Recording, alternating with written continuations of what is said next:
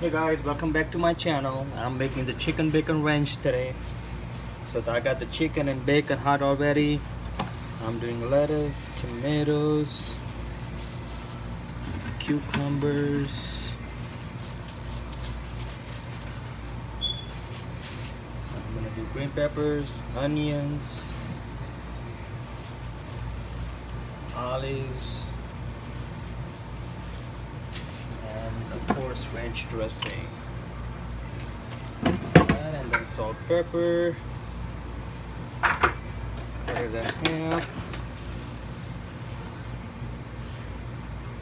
There you go, guys. This is the foot-long chicken bacon ranch on white bread. One of the best sandwich that Subway has.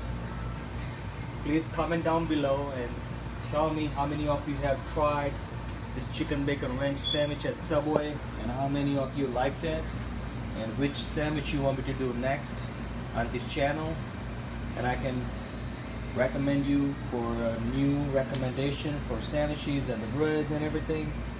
So please subscribe my channel, and I'll see you next time when I make another sandwich. Thank you guys. See you next time.